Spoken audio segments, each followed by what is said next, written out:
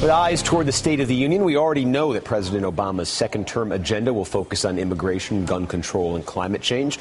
But according to our next guest, if he wants to leave a long-term legacy, he should focus on blazing a more healthy, prosperous, and innovative trail for America's cities. America's 50 largest cities house two-thirds of the population, and they are responsible for three-quarters of total economic output. Joining us now is Richard Florida, professor at the University of Toronto and NYU, and senior editor for The Atlantic. And Richard, when you sort of frame it around the statistics I just cited, it sounds like a no-brainer that President Obama or any other politician on the national stage would be paying attention to urban America. But I think when you sort of look at the incentive game in politics, what I'm noticing is in the 2012 elections really, I think, pointed towards this. The Democratic base increasingly is concentrated really in, cities and metropolitan areas. The stat I keep citing to people is that Obama in victory this year actually won fewer counties than Michael Dukakis did while getting wiped out nationally 25 years ago.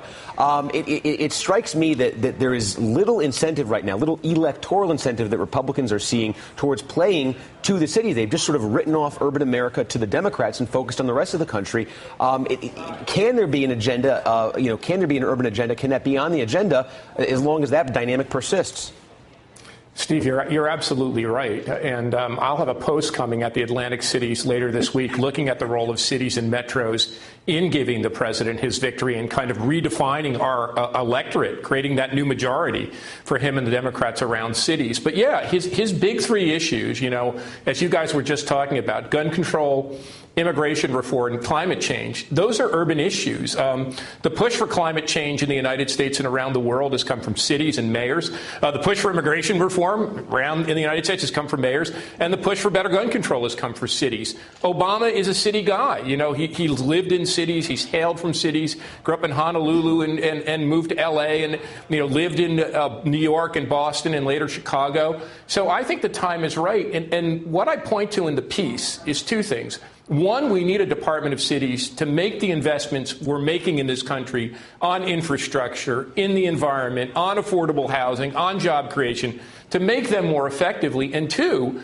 if we're going to think where that bulwark of bipartisan change is going to come from, who are the pragmatic leaders in the country, the president should go right to the mayors, whether it's a Republican or independent like Mike Bloomberg, a Democrat like Rahm Emanuel. Across the spectrum, the mayors are the ones who are developing the innovative and pragmatic solutions. So in creating a new Department of Cities, I think he can not only make urbanism part of his economic agenda, climate change agenda, gun control agenda, immigration reform agenda, he can break the deadlock in Washington by appealing to the people who want positive change. Well, and Richard, dig down a little bit more into the Department of Cities. What exactly would it do? How would it work? Well, my sense is that HUD was great for its time, created in the mid-1960s when cities were emptying out, to really be the bulwark of both urban renewal, so to speak, by renewing those downtown cores and providing affordable public housing. But that mission is no longer what cities are about. Cities are the fulcrum of innovation, economic growth, with density providing better and more affordable housing, and climate change in a more efficient environment. So my sense is it pulls together pieces of the Department of Transportation that are going to make the $2 trillion investment in our infrastructure, pieces of the Department of Environmental Protection.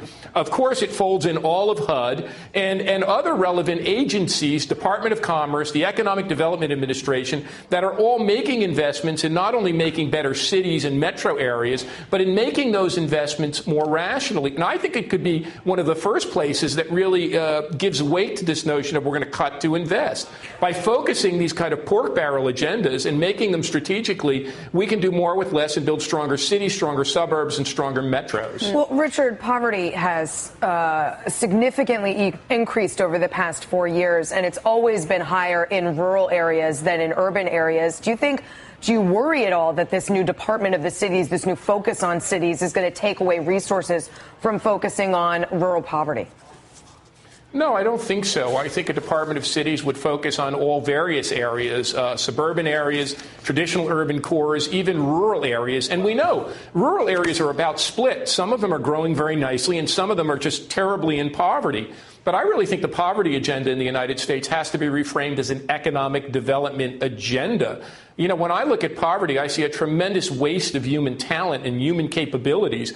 And I would think to make poverty part of an economic development strategy, investing in people, investing in human capital, and investing in our places across the spectrum, that's what a Department of Cities and Economic Growth would do.